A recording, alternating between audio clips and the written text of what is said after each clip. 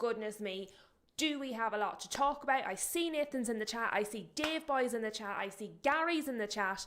Let me go through what we're going to talk about. I'll give you the order we're going to go in so you can skip the bit you don't want to see. Please smash a like on the video. I can see everybody's voting in the poll. Thank you for being here, everybody. I know it's been a mixed day for us as kind of a group of fans of different clubs. Gary is in good and early and he says, told you we would lose and Frank gone. Who comes in, I'm not sure, but would love Harry Redknapp till the end of the season, then a Poch return. And Gary, I have to give you a massive shout out because you absolutely 100% called that correctly. You did say that you would lose and you did say that Frank would be gone. So you were 100% correct. So honestly, I'd be asking you for the lotto numbers next because there was so many times Frank could have been sacked already. So the fact that you shouted that out, 100%. Dave Boy says, I feel sorry for Frank. He's a decent geezer, but I think a funny choice in coffee cups, and obviously we're referring to his Arsenal cup. After last night's loss at home to one of the smaller clubs in the Premier League, I was expecting it. So fair enough. I see Guess and Flossie are in the house. Our two lovely ladies are here to keep everybody in line. Dave Boy, that's you told. But we are going to speak about the football matches because obviously my own team played as well. I'm going to speak and give my opinion on the United Strand. We'll talk about the game. We'll talk about what happened. We'll talk about Chelsea going from 2-0 to 2-2. Obviously, we'll speak about the Spurs and Newcastle game because Spurs were not the only team playing in that match. Shocker. And also, obviously, we are going to speak about Thomas Frank, the fact that he's been sacked. And we're going to take a little look at the offsides that have been called against both Newcastle and Manchester United. Undoubtedly, I will delve into them much deeper when Ash is on the show. Hopefully on Friday, I think. He's not too well at the moment, so we're hoping he's going to recover in time because he's not very well at the minute. And you all know, Ash is not a fan of when things go wrong in terms of the rules or the referees. So he'll want to delve into that and I don't want to bore you to death talking about it twice. So I'll mention it, but I won't go super duper in depth. I do see Albo is back in the house. Welcome back, Albo. Dave Boy is trying to move on Michael Carrick. What about Carrick, ex-player with no job security with us? Evening, everyone. Anthony is in the house. Anthony is shameless because I am pretty sure when people banter Anthony about his club and they say things like Set Piece FC, Anthony gets a little bit precious. And now he's in my chat talking about blowing bubbles. So I might need to have a word with this Anthony bucko. We might have to see how the rest of this chat goes. But let's do the football first, the results, the matches, then we will talk about everything else. Now, I'm going to start slightly differently when I'm talking about the matches today. So you should be able to now see the scores from yesterday on your screen. I've zoomed in so they're as big as it can go where you can actually still see them. So hopefully you can see them there. But I'm going to start a little bit different. I'm going to give you a list of stats, which is not normally what I do. But there is a purpose, there's a method to the madness, so please do bear with me. United are now 9 games unbeaten.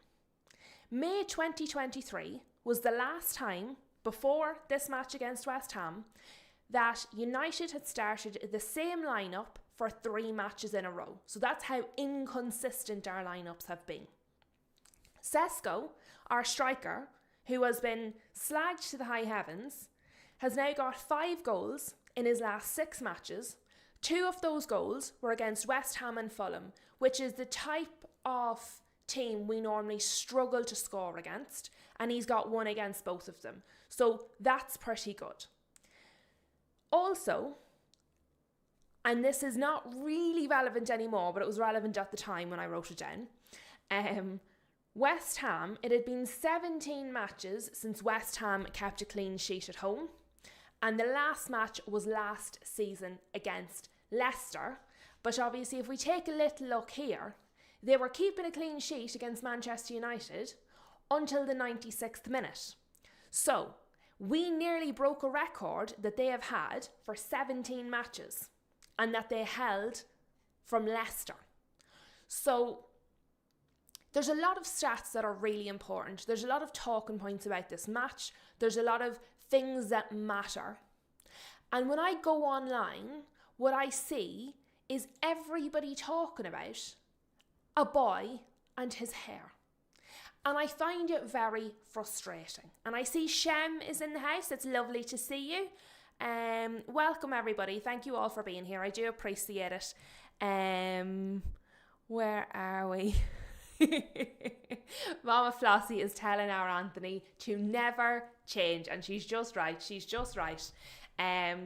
But I find it quite frustrating because there was so many important things about this match. There's so many important things happened, didn't happen, so much important information, different, things. And when I go online, all I see is people talking about the United Strand. Now, I want to be very clear. I have no issue with Frank, okay? He started something that he likely thought was a joke. He absolutely 100,000,000% did not know that this was going to blow up the way that it would. Definitely. Who goes out and says, well, I'm not going to get a haircut and thinks half the internet's going to be paying attention to it, okay? So, nothing against him. Also, I would say, if he can make some money out of this, if he can earn some money, why not? Isn't that not what we're all trying to do, is earn some money to buy nice things that we like in this world? And I certainly think it's very hypocritical if anybody who makes their living through YouTube or social media is calling this man out for trying to make money through social media, because that's exactly what you're doing. So I don't criticise him personally. I don't have an issue with him. What I have an issue with is the narrative that surrounds him, okay? So Manchester United are unbeaten in 9 games. From Michael Carrick has come in, we have had 5 matches. We have won 4 of them and drawn 1. If somebody told me the day that we appointed Michael Carrick as the interim manager, knowing that our next 2 matches were going to be Arsenal and City, you're going to win 4 out of your next 5 matches and you're going to draw the other one, I would have been over the bloody moon. I would have been so excited. And now I see people so angry that we haven't won 5 in a row because this boy can't get his hair cut. It's irrelevant. Fair play to him, it's all good fun, but it's bloody irrelevant, and it has absolutely no part in a genuine football conversation about our club.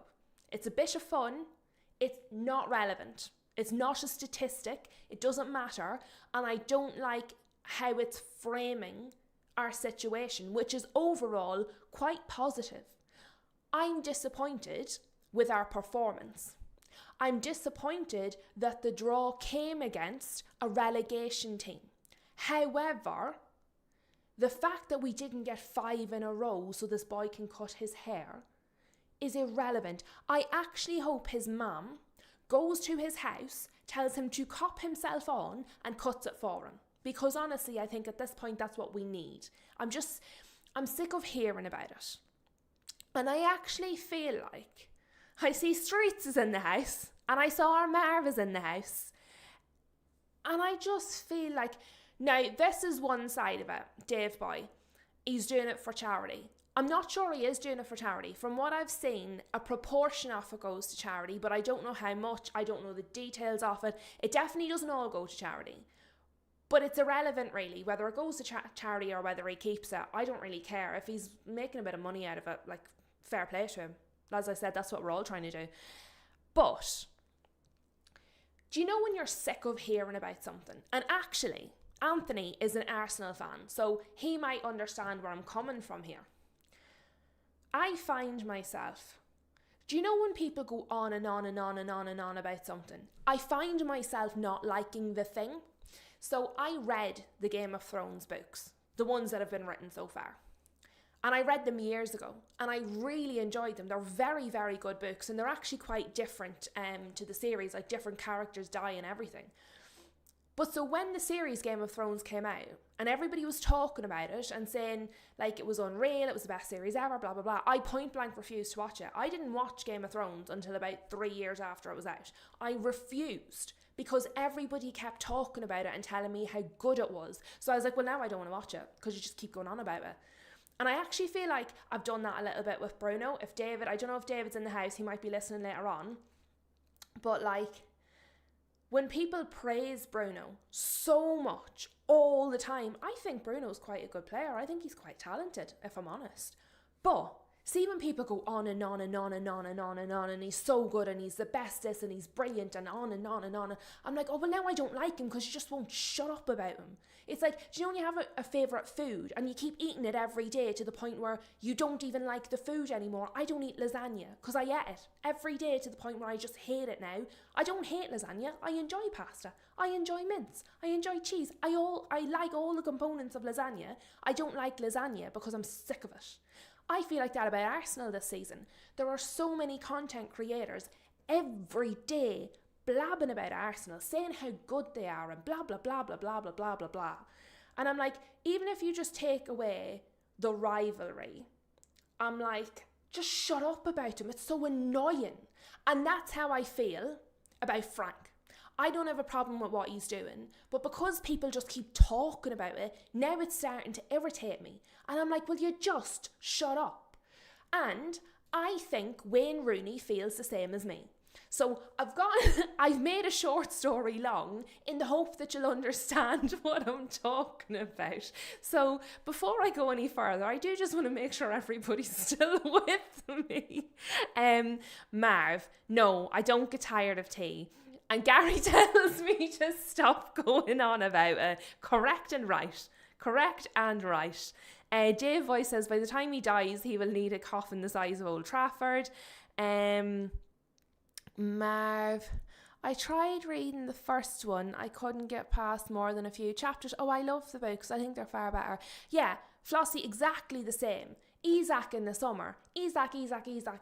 Just bloody give him the move. Not because it's the right thing, but because we're sick of hearing about it. Nathan loves the rant. Streets. I'm not moody. I'm just sick of bloody hearing about it. I want to talk about the match. I want to talk about the football. I want to talk about what's actually happening. I don't care about him. Nathan, I will never get tired of Supernatural. There are some exceptions to this rule. T and Supernatural are top of that list. But Wayne Rooney was asked about it. And he says, I'd put him on the other side of the country. He's doing my head in. We're talking about Carrick and United trying to win their 5th game in a row, and the whole thing is about this guy getting his hair cut. I bet you'd be devastated if United win the 5th game because all of a sudden he's irrelevant. I mean, Wayne Rooney essentially feels how I feel. So, Wayne Rooney agrees with me. It doesn't matter what you think. And this is just a perfect example. I've kept this one as an example, and then I'm going back to actually talking about the football. But I just wanted to air my views on this. And Anthony is correct and right. Get the likes up. Get the subscribers in. Share it. Share it to everybody so we can get more people in the gang. But Sky Sports, this is the official Sky Sports Premier League account. It has the little gold tick, okay? Man United extended their unbeaten streak with Tuesday night's draw against West Ham. But it wasn't enough to end the no win, no trim challenge. Could the next 5 seal the deal? Quite frankly, I couldn't give a fuck, is how I feel about that.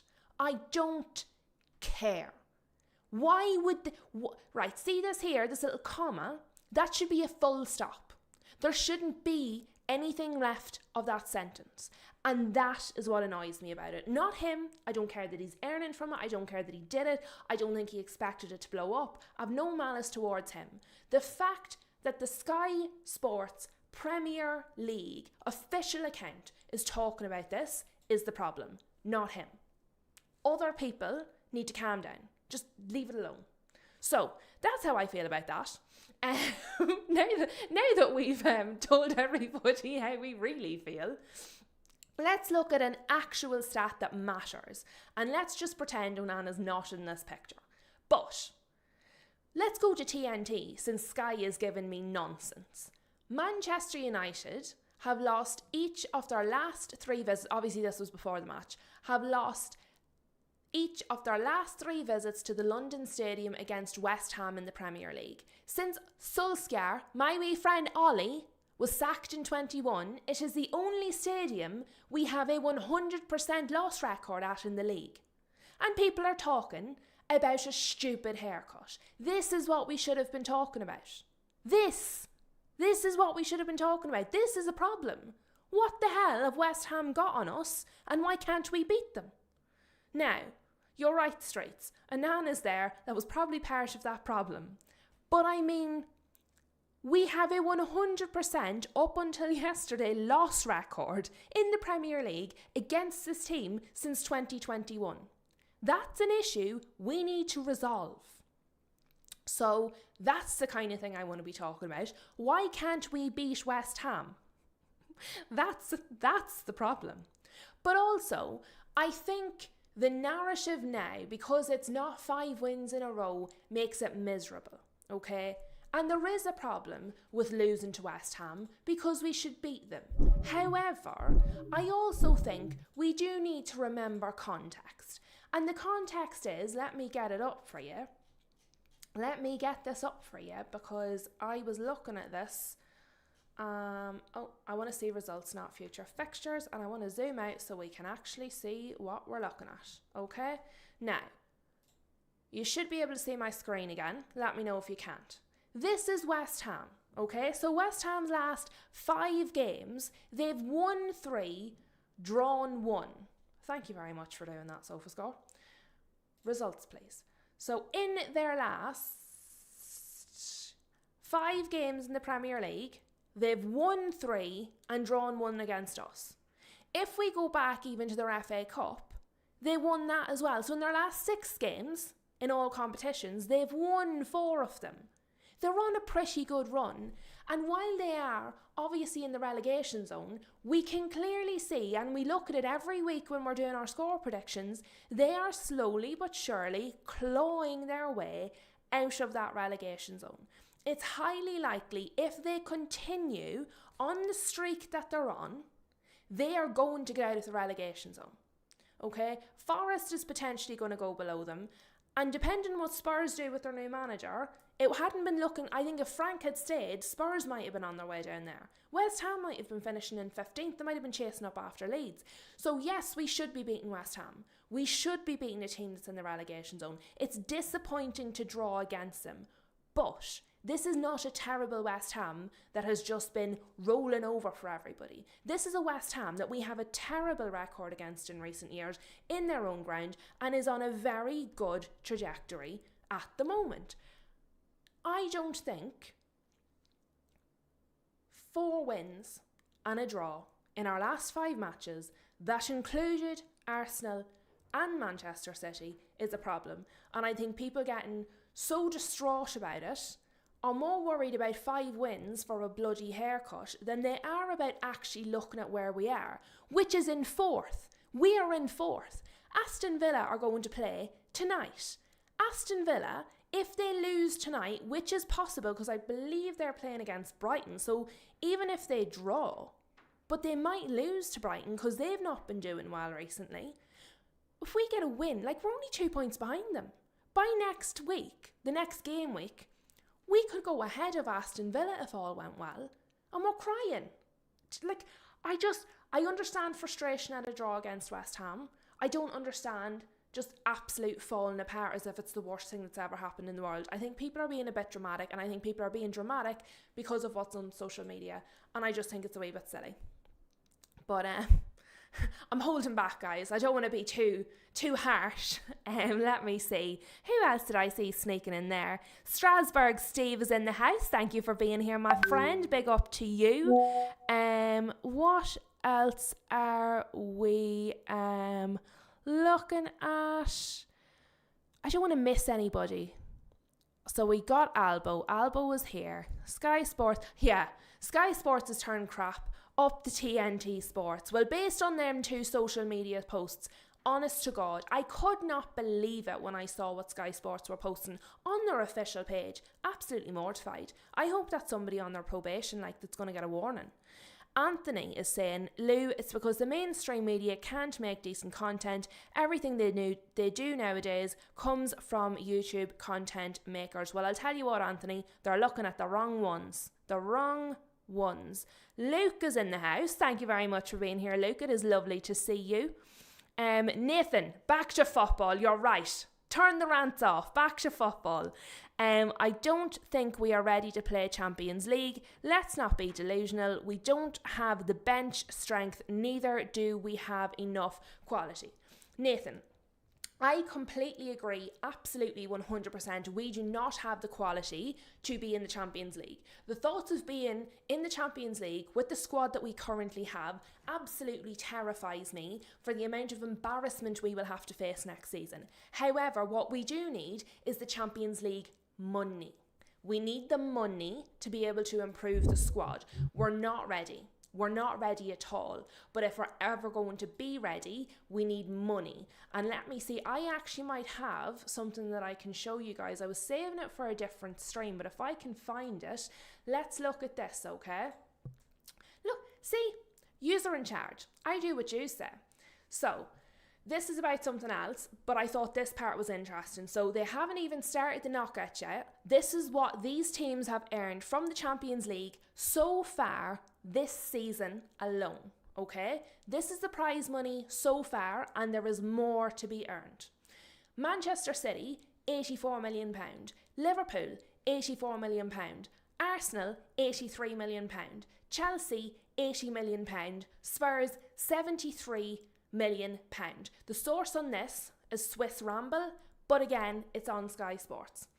My thing is, £84 million could be 3 players. And they haven't even played a knockout game yet. So while we are definitely not ready to be in the Champions League, we're 100% ready for Champions League money, because I agree our squad is not good enough and the only way we strengthen is more money. So we need to get the money. We need to get the money, and we're just going to have to watch like this if we get into the matches. But I agree. Now let me see. JJ is in the house. He has made it. He's here with us. Thank you for being here, JJ. It's lovely to have you in the chat. Anthony, there you go. We're on the same wavelength now. United need the Champions League money. Streets, right now we don't have the squad, but if we get UCL, we will spend big for sure. I hope so, because honestly, that would kill me if we got in and then still didn't. JJ, I'm laughing at you about your Hassam comment there. Be careful, JJ. Hassam comes into this chat sometimes on a live, and you never know when you're going to spot him, and he just sneaks his way in. He does a little fraud troll and then he leaves again, so you just mind yourself. He might spot you. Nathan, agree, makes sense. Yeah, it's unfortunate because it's a vicious cycle, so it is. But while we are speaking on the matches yesterday, let's go back to the results. Overall, look, I think we played well. I think it was good for Sesko to get his goal. I think it's the second really important goal he scored for us. He's showing promise, scoring against teams we wouldn't normally score against. I thought overall our team didn't play well. I think a lot of players that have been playing well recently didn't do their best yesterday. I thought Bruno was anonymous. I thought Ahmad didn't have a great game. I thought Shaw didn't have a great game. I didn't think Martinez had a great game. I thought when Yoro came on, he stopped it from being 2 or 3-0 to them. We might not have had the opportunity to equalise if Yoro hadn't been on the pitch. I have a slight concern with Harry Maguire. I didn't understand why we took Harry Maguire off, because Harry Maguire at the time was the best defender on the pitch, and then we took him off. However, Harry Maguire made a tackle in the first half, and after the tackle he was feeling his hamstring a little bit. He carried on playing, but when he was substituted off, I couldn't understand the sub, and I do just wonder, are we slightly concerned about the fact that he was holding the back of his leg and then he was subbed off when he was the best defender on the pitch? I just want to get an update on injuries. I'm kind of glad we don't have a match now for a little while, because I think if he's tweaked a little something, it'll give him some time to rest and recuperate. It's something I'm keeping my eyes on. Nothing has come out that I've heard, but he felt his hamstring and then he went off unexpectedly. I'm slightly concerned about that. Straits is correct. Dorgu was greatly missed. And yes, we're going to talk about that supposed Casemiro offside now in a wee minute, so we are absolutely correct and right. A few people have said Cunha shouldn't have started, Sesko should have started. The thing is, what he's done is he's copied what's worked in previous matches. So while I understand the point, I can understand why he didn't do it either, if you get what I mean. Ray is in the house. If offside rule came in to stop goal hanging, what we need is a low block rule to stop parking buses. Well, Ray, it would certainly make the games more interesting. It would definitely make the games more interesting, 100%. I notes is in the house as well. Everybody's here. We've a good old gang this evening. Footy Corner's in the house. Poor Footy Corner. Got it in the neck from me earlier, God love him. He didn't know I was on the SAS train tonight. And what was it you said? He called me a liar, people. Footy Corner TV, our friend, called me a liar. And so what I did was I told him to fuck off. Because that's what rational content creators do, obviously. But actually, while he's here, I'm going to address, because he had a very, very good question. And so I'm actually going to address it here, because I'll be able to explain it better in person than I can explain in a chat. And it's something that I've seen other people talk about it, so you might enjoy hearing about it as well. But Footy Corner said, you know, it was a chat that was happening on, was it on Mo's channel? It was on Mo's channel, and he said, somebody said, Quest was on, Quest knows ball. I love Quest. And they were talking essentially about, somebody said, who was the guy on the channel, Footy Corner, that said United fans would swap the last few years for Arsenal's last few years? Can't remember who it was. I don't know the guy's name. But I said I wouldn't. And Footy Corner said, don't tell lies. He did afterwards laugh my ass off, but I was already typing. It was too late. It was too late for that. So I was like, don't call me a liar, how very dare you. I got highly offended because I'm on the SAS train. And what was a Quest that said it? I thought it was the bottom middle guy. But anyway, one of them said it. And so my point was, because I've heard this debate a number of times, it's not a slight on Arsenal. The aim isn't to insult Arsenal, because you're happy with your journey, you're happy with where you are, you're very likely going to win the league this season, and I would say definitely at least one more trophy. I don't think the treble is out of the question. I was going to say I have no issue with that. I do. Ashraf. I think it was Ashraf. I think that's who said it. But I wouldn't swap our last few years for your last few years. Because for me, I'm an impatient person. What yous have done is yous have steamed all the way up to second, and then you've stalled second, and now you're having another burst to get to first, okay? What we have done, it feels like, whether it's an illusion or not, it feels like we have steadily moved. It feels like constant movement. We've had cups and trophies in the middle of that. So it feels like we're constantly doing something, even if that's not winning the league. Under Ollie, we had a fantastic time. We were doing well in the league. We were enjoying football. Under Ten Hag, we did some cups, we did some finals, it felt like we were doing something. Then under Amorim, we were clearing out the rubbish. We've got rid of a lot of the toxicity. We've got a new half owner in. We've got a new board in. It felt like even if the on-pitch stuff we were moving. And now under Carrick, it feels like we're back to Ollie, but in a good way, because we're back to the good bits of Ollie, but without the player power. So again, it feels like just another little step. So it feels like constant movement. And I prefer that. So if I have to get to a place and I have two options, I can go a shorter route that brings me closer to the location quicker, and I go through traffic. So I can get a long way and then I'm going to have to stop at a big junction of traffic lights, but I'm really close to the destination. I'm going to have to stop at the traffic lights before I can go again, but then I'll get there. Or I can take a longer route that I go further away and then back in, but it's constant movement. There's no traffic lights, there's no traffic, I don't have to stop, start, I can just consistently move. So for me then, as you can see folks, there's little dots here. Why is there little dots here? Why is there little dots here? They're the teams that's playing tonight. Let me go back to, hold on, Premier League. I'll leave them up there. Obviously we have a little bit, they don't kick off till 8 o'clock, do they? Do they? Oh, Forest Wolves is 7:30. Oh, they're 7:30 tonight. I didn't even know that, lads. Soz.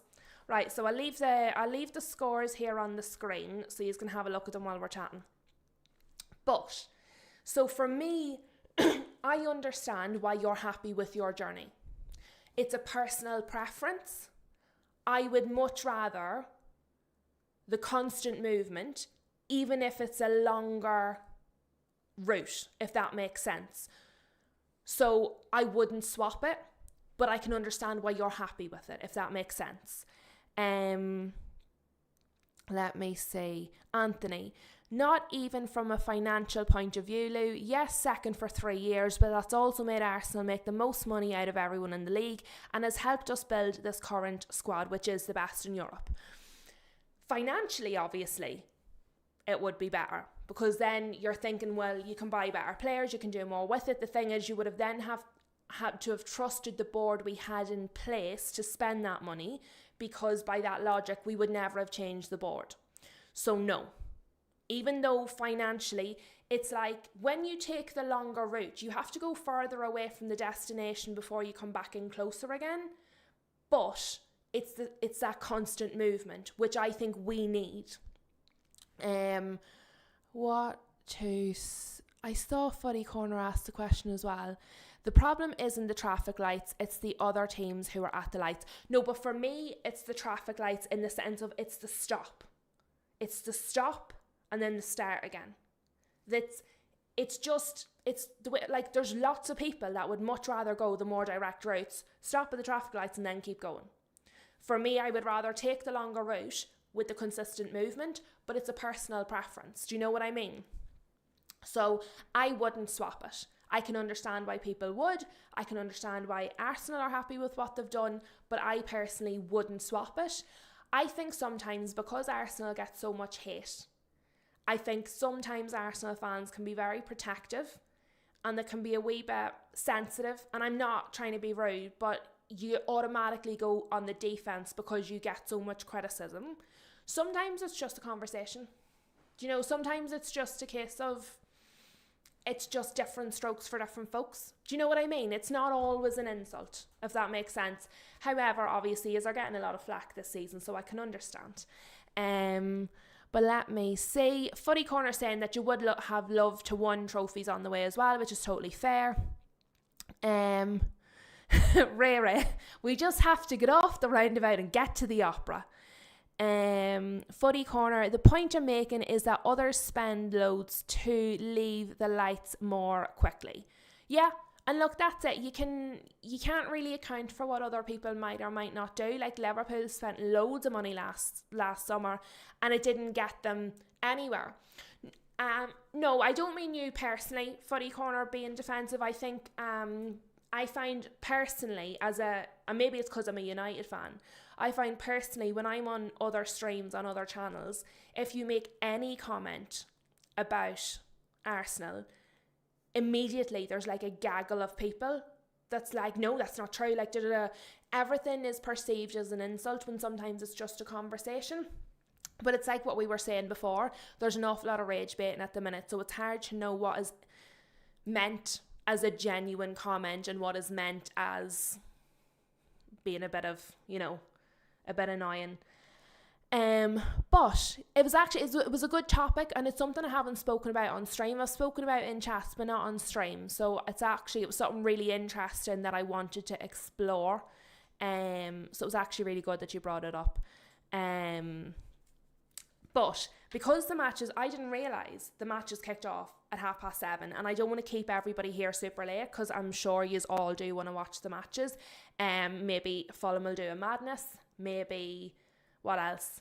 Sunderland, Liverpool is until 8:15. I'm hoping Liverpool do a madness as well. Footy corner, I can't stand rage bait, totally agree. And Street says there's no banter in the world like football banter, and I think that's it. I think online at the minute there's a very fine line between banter and rage bait. You can have a bit of banter and still have a real conversation, or you can rage bait and just be a pain in the backside. Marv, the best conversations start as insults. Well, to be fair, myself and Footy Corner move in a lot of the same chats and we normally get along, so I'm sure you knew I wasn't totally losing it. I was on one today. Frank and his hair has done me in. But speaking of other teams, now that we've cleared up, that's it, we've put the world to right, we've sorted everything out, it's all water under the bridge. Arsenal fans are obviously happy with where they're at. None of the United fans I know, and I definitely personally wouldn't swap our journeys. I wouldn't change the last few years. I wouldn't swap around. Why can't I see Jimbo? Flossie sees Jimbo. I don't. Where is he? I don't see him. And I have it on live chat. Let me see. Can you... I'll keep an eye. Oh, there he is. Jimbo, not Kate. Hello. I didn't spot you. I couldn't see you in there. Yes, that's the real Jimbo, JJ. Jimbo, not Kate. That is him. And Kate and Jimbo. So Jimbo, not Kate. Kate and Jimbo. Kate and Jimbo. Jimbo and Kate. They're both here. And they're both real. But yes. So the next one is Chelsea. Chelsea were 2-0 up against Leeds. They come back to 2-2. This is being, again, I actually think it's quite similar to the United West Ham. I think to go from 2-0 up against any team to then draw 2-2 is always going to be disappointing. I think given that Chelsea have had such a reasonable run under Rosenio, I think they're, starting to get excited. Their fans are starting to get excited. Things are starting to go well. So to go from 2-0 to 2-2, it's disappointing. However, when we made our predictions before the match started, we all said Leeds are a difficult team. They are not going to give it up easily. They're going to take it to you. There's always a bit of fight about them. I don't think... Now, obviously, Chelsea would have preferred to get the 3 points. It would have put them above us. It was an opportunity. They didn't take it. However, I don't think this one result in and of itself means that's it. Chelsea have fallen off the boil. They're going to fall right off. They're dreadful. I certainly don't feel as a United fan above them, oh, well, that's it. They're not breathing down our necks anymore. I'm still concerned about Chelsea because I don't think that one match defined your season, and I don't think that you can write off teams like Leeds. I just think it's sometimes we take a single result and we blow it out of proportion. So if we go back, right, what we did with United, there's Chelsea 1, 2, 3, 4, 5 last games. Okay, now obviously that's all competitions. They've won 3 of their last 5 games. They've drawn 1 against a very good and very strong Leeds team, and I mean physically strong. I mean they take it to you, and they've drawn and they've lost 1. The one they lost was against Arsenal, who are the league leaders and potentially going to do a double or even a treble this season. So again, I just think the whole, oh my God, they drew to Leeds, it's just a bit dramatic. I think everyone's just being a wee bit dramatic at the minute.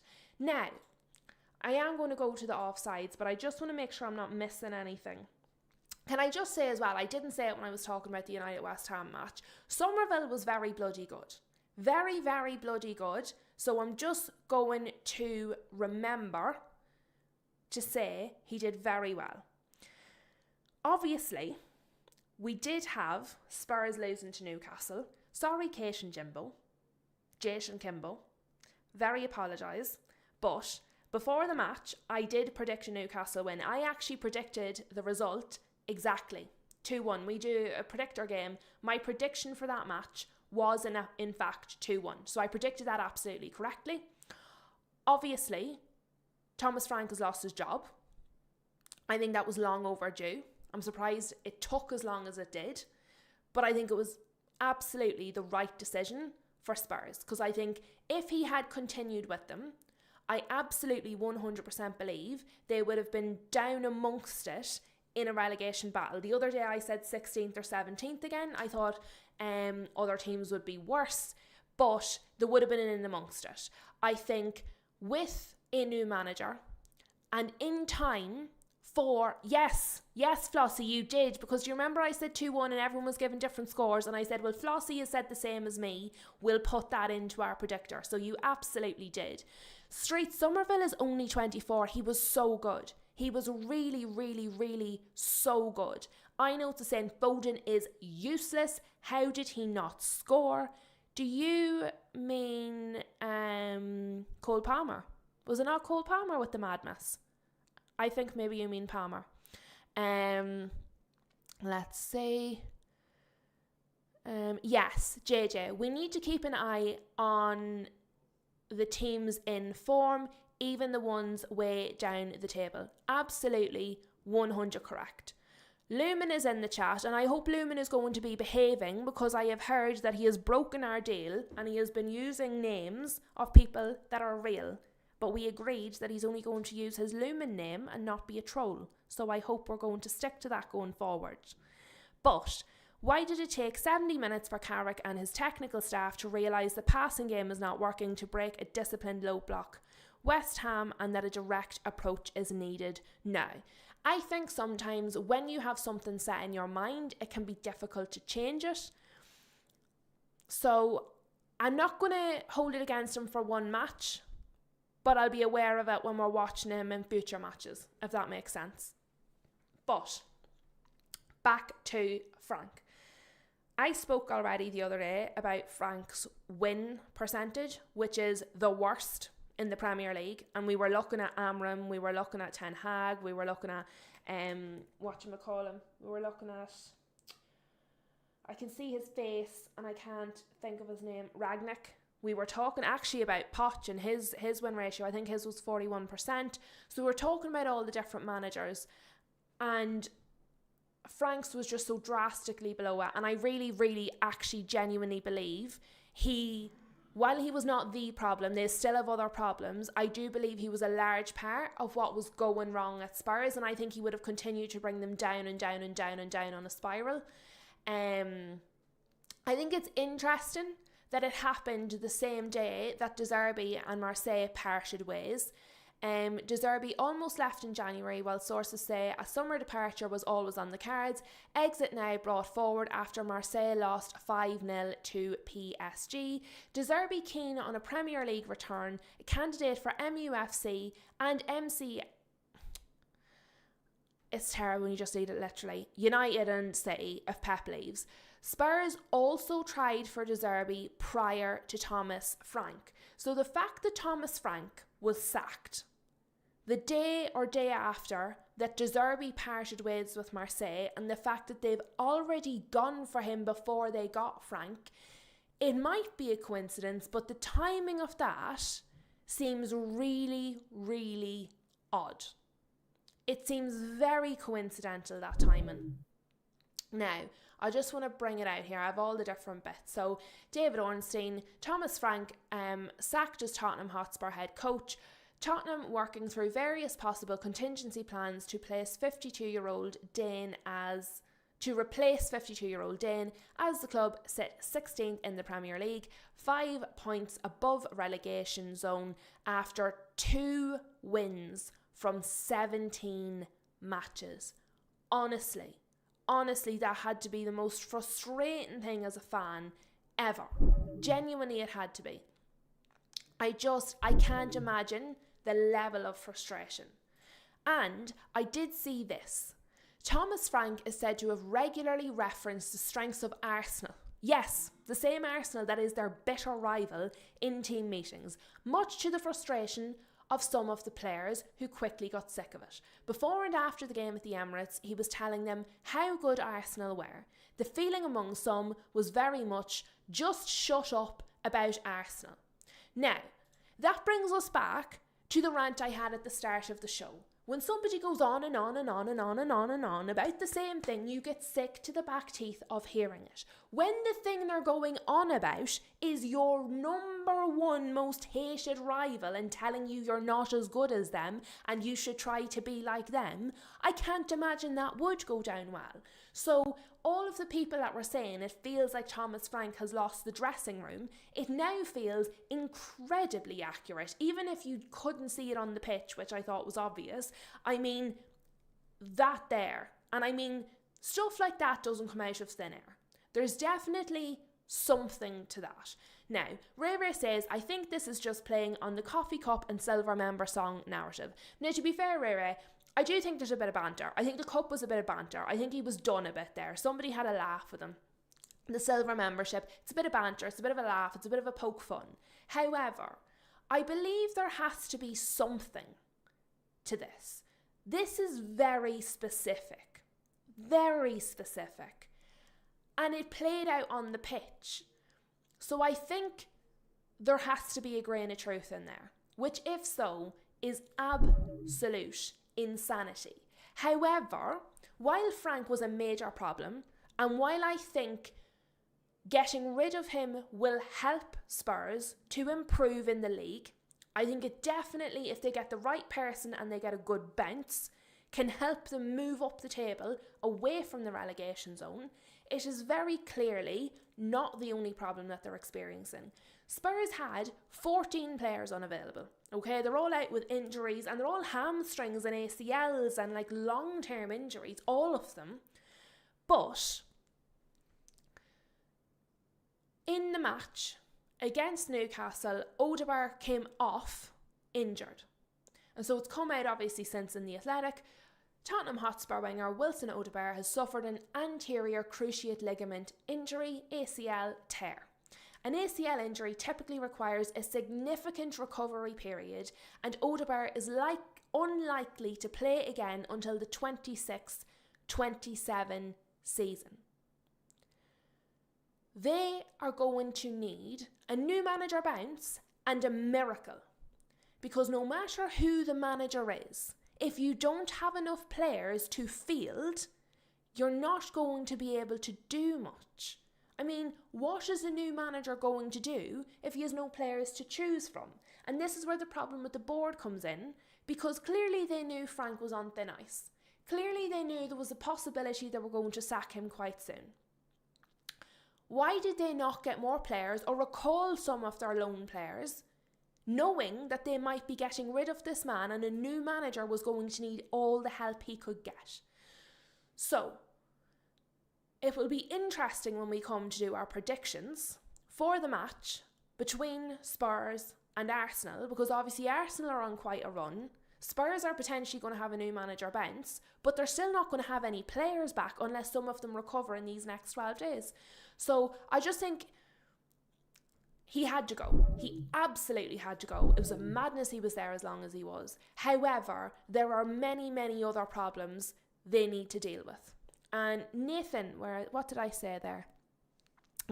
Nathan, good night, people. Sorry I slept. It's 1:15 a.m. Oh my goodness. Well, Nathan, thank you very much for joining us when it is absolutely so late. Sleep well, and obviously we'll catch you on the next one. But really appreciate you being here, and don't you be sorry for having a wee sleep. Yes, JJ, Nathan's name, I believe, is made up of all of the different channels that he moderates on, as I understand it. I'm pretty sure that's what he told us the last time. He tries to represent all the channels he mods on in his username. So that's why it is so long. He's a popular guy, is our Nathan. What else? JJ, I tried to find out about Liverpool's new boy Jacquet. Some say he's good and some say he's average at best. Is he worth 70 million? I don't think anyone really knows, JJ, which is why there's so many mixed reviews. I don't think anyone really knows. Lumen is saying, is it morally okay for players to down tools just because they are not happy with the manager? Absolutely, 100% no. The players should remain professional. I can understand frustration. I can understand why they wouldn't like it. I can understand why they might be happy he's been sacked. However, while he was in situ, they absolutely 100% should have remained professional and done their job. And we've experienced this at United. I don't think it's ever okay for players to down tools. I think there's official and other ways to be able to express frustration. JJ is saying it looks like Nathan fell asleep on the computer keyboard while doing his profile. Do you know what? I'm sure he'll find that funny when he sees it. But the last thing I want to talk to you about is the offside. The offside for Newcastle and the offside for Manchester United. Now I know our Ash was most displeased about the offside given against Newcastle, and I know quite a number of United fans were absolutely not happy at all about the offside against Casemiro. And the reason that most people are not happy is because of things like this. And I thought Rob here put, oh, there you go, Rob, I'm Rob and he supports NUFC. So there you go. He says, this is why conspiracies exist. And on the left, we see this. Little old Liverpool, not offside. Not offside. Not a bit, because his foot is not closer to this line than his. Clearly. This was the offside given against Newcastle. Okay? Now, this here will give you a better view. This was the off. Honestly, what in the name of God are we doing with football? This is complete and utter insanity. Now, I don't think Casemiro should have been offside. I think it was a dreadful call. But this one here is unspeakable. I actually struggle to find the words to describe how despicable this decision is. Okay? We have lost, and I've talked about this before on this channel, and I'm going to keep talking about it, and Ash is going to talk about it on Friday, hopefully, if he's feeling well enough to come on. But we are losing the spirit of the rules, okay? The rules are created to make the game fair, not to be pedantic, right?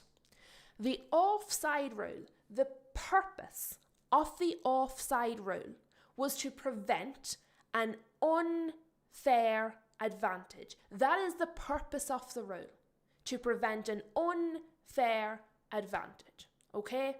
So if we take that this was the original intention of the rule, to prevent an unfair advantage, is there anybody in the world that would say there was an unfair advantage to anybody in this picture?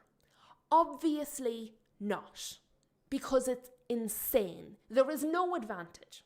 There is no advantage whatsoever. And then when you look at the fact that this decision was justified because they come out and said that there's a discretion of 5 centimetres. But the only time this discretionary rule of 5 centimetres has ever been heard of or applied was in this specific case for Liverpool.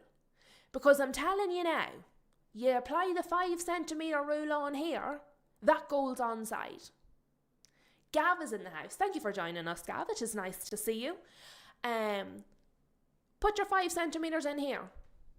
It's not offside. And I would be willing to bet if we put our 5 centimetres on the Casemiro one, which I don't actually believe that I have. I don't think I still have the Casemiro one. Let me see. I don't think I do. But, I mean, it was marginal as well. No, I don't have the Casemiro one. But there's no 5 centimetres.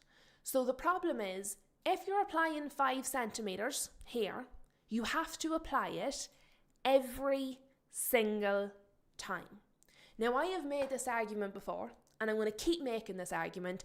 I believe the offside rule needs to be updated because as it stands, the way it is being applied appears to be correct. If any part of you is in any way offside, it's offside. However, that does not meet the spirit of the rule, which is to stop an unfair advantage. Therefore, because the technology we use have been updated, the rule itself should be updated to match. So for me, we should be...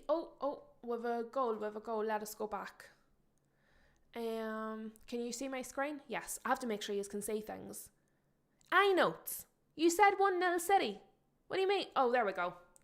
It hadn't updated. Let me refresh. That's where I've gone wrong.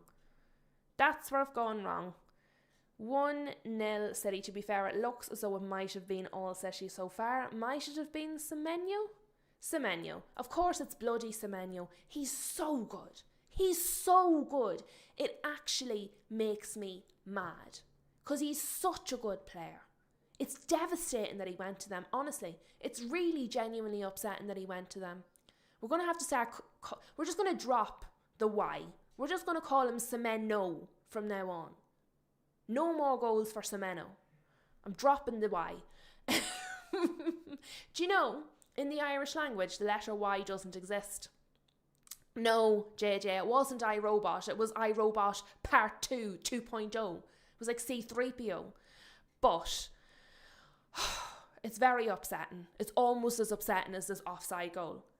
But for me, I think the rules should be updated. What I would like to see, if they're going to talk about a 5 centimetre thing, then for me, this line itself should be 5 centimetres thick. And people will say that you're still going to get marginal calls. You are still going to get marginal calls because there'll be some people that are still just slightly in the line. We have another goal elsewhere. Thank you guys for updating me because it just keeps us all in the loop. So Crystal Palace are 1-0 up against Burnley, which will give them some serious relief because they won their last match and now they're winning against Burnley. Now Burnley might come back at them, but I'm sure they're relieved. Luke Watts, how do they say boyo with no Y? Well, the word for boy in Irish is buchel. So we don't say boyo. Luke, your nan was from Carlow. She's only down the road. She's only down the road about 2 hours. Big Sam, nice to see you in the house. I've seen you in a few chats today, my friend. Nice to see you in the house this evening. What I'll do, see, every time I click, I can't click here and then leave. Right, I'm just going to leave this on the screen. We've all seen the offside, so we can talk about it for a wee minute. And then what I'm going to do is let everybody go, because I'm sure everybody wants to get their snacks and drinks ready for the big kickoff, Liverpool as well. Also, thank you very much for being here, guys, because I appreciate that there's actually decent matches on at the minute. There's matches people are interested in, and instead, yous are here in the chat talking to me and each other. So thank you very much for being here. I always appreciate people when they're given their time to be here, particularly when there's football actually on while I'm live. So thank you very much. But I would change the line so that this red line is 5 centimetres thick, 5 to 10 centimetres. Because that way, it stops a toenail, a hair, your nose. Do you know what I mean? If you're offside by 5 to 10 centimetres, you're actually offside. At that point, there is an actual advantage. So that's what I would want to update it to. But let me see what you guys are saying in the poll. Should the offside rule be updated? It's slightly unanimous, people, because 83% of you have said yes, 17% of you have said no. So that is pretty unanimous. It would appear that most people thinks that in some way or another the offside rule should be updated. I absolutely 100% agree with you. But like I said, folks, thank you all so much for being here. Hopefully you've enjoyed the stream. We've covered a load of topics. There's some of them we might go in depth a little bit more in on another stream, but obviously the football's on. There's more football kicking off soon. I don't want to keep everybody away from all the football. Have a lovely, lovely rest of your evening, and I will chat to you all very, very soon. Have a good one, folks, and thank you again.